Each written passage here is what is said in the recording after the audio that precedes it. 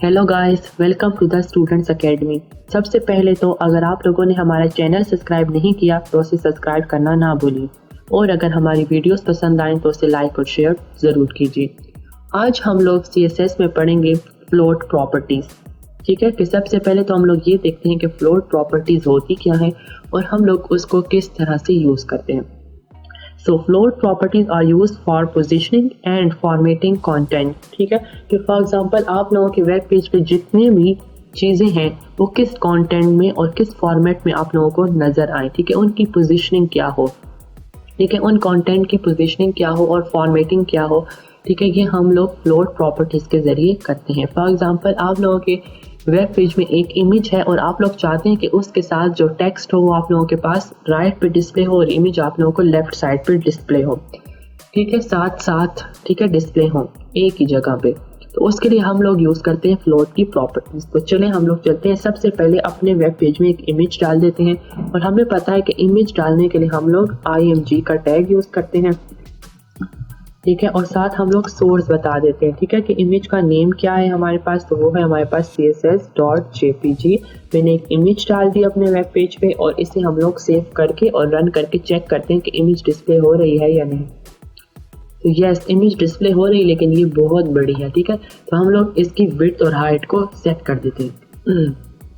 तो हम लोग करते हैं img, इसकी विड्थ हम लोग कर देते हैं फॉर एग्जाम्पल 20% और हाइट भी हम लोग इसकी कर देते हैं, हाइट भी कर देते हैं 20%। ठीक है, इससे हम लोग सेव करके रन करते हैं। देखेंगे आप लोगों के पास इमेज अब शॉर्ट हो गई। ठीक है, अब हम लोग ऐसा करते हैं, एक पैराग्राफ भी साथ ऐड कर देते हैं। ठीक है, ये हमारे पास हम लोगों ने एक पैराग्राफ लिखा और उसे भी हम लोगों ने ऐड कर दिया। ठीक है, इमेज के नीचे हम लोगों ने एक पैराग्राफ लिख दिया CSS के बारे में और इसे हम लोग सेव करके रन करते हैं। तो देखिए ये पैराग्राफ जो है इमेज के नीचे आ रहा है। ठीक है, लेकिन आप लोग चाहते हैं कि ये जो पैराग्राफ है ये आप लोगों के पास CSS के इमेज के साथ यहाँ पे डिस्प्ले हो, यहाँ पे। ठीक है, तो उसके लिए हम लोग इमेज के टैग में जाते हैं और यूज करते हैं फ्लोट लेफ्ट। फ्लोट लेफ्ट का क्या मतलब कि इमेज जो है वो आप लोगों के पास लेफ्ट साइड पर डिस्प्ले हो। ठीक है, तो ये इमेज आप लोगों के पास लेफ्ट पे आ जाएगी और उसके साथ ही आप लोगों के पास पैराग्राफ डिस्प्ले हुआ। इसे हम लोग सेव करके रन करते हैं और ये चेक करें। ठीक है, इमेज आप लोगों के पास लेफ्ट साइड पे डिस्प्ले हो गई और साथ उसके पैराग्राफ डिस्प्ले हो। ठीक है, अगर आप लोग चाहते हैं कि इमेज हमें लेफ्ट साइड पे ना डिस्प्ले हो बल्कि राइट साइड पे डिस्प्ले हो, तो उसके लिए हम लोग लिखेंगे फ्लोट राइट। ठीक है, तो अब क्या होगा, इमेज आप लोगों को राइट साइड पे डिस्प्ले होगी। ठीक है, और पैराग्राफ आप लोगों को लेफ्ट साइड पे। इसे सेव करके रन करते हैं। ये देखिए इमेज आप लोगों के पास राइट साइड पे आ गई, जबकि जो पैराग्राफ है ये आप लोगों के पास लेफ्ट साइड पे आ गया। तो फ्लोट प्रॉपर्टीज भी बहुत इंपॉर्टेंट है CSS में for positioning and formatting of content. ठीक है, इस तरह से मुख्तलिफ इमेजेस हो सकती हैं आपके वेबसाइट पर, आप चाहते हैं कि उसे लेफ्ट राइट पे रख सकें। ठीक है, अगर आप लोग चाहते हैं कि वो लेफ्ट पे भी ना हो राइट पे भी ना हो तो आप लोग जस्ट लिख दें फ्लोट नन।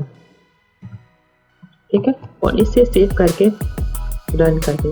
तो ये देखें आप लोगों के पास ओरिजिनल अपने फॉर्म में आ गए जिस तरह ये पहले था। ठीक है, तो ये अब ना फ्लोट है और ना फ्लोट राइट है और ना ही ये फ्लोट लेफ्ट है। ठीक है, फ्लोट लेफ्ट तो ये होता है कि इमेज आप लोगों के पास इधर डिस्प्ले हो जाती है और टेक्स्ट उसके राइट साइड पे, और अगर आप लोग इमेज को फ्लोट राइट करते हैं तो राइट से इमेज राइट साइड पे आ जाती है और टेक्स्ट उसके लेफ्ट साइड पे।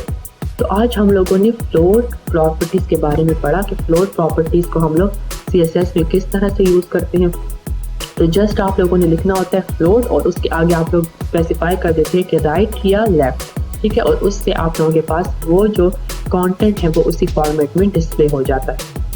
आज के लिए इतना ही। Thank you so much.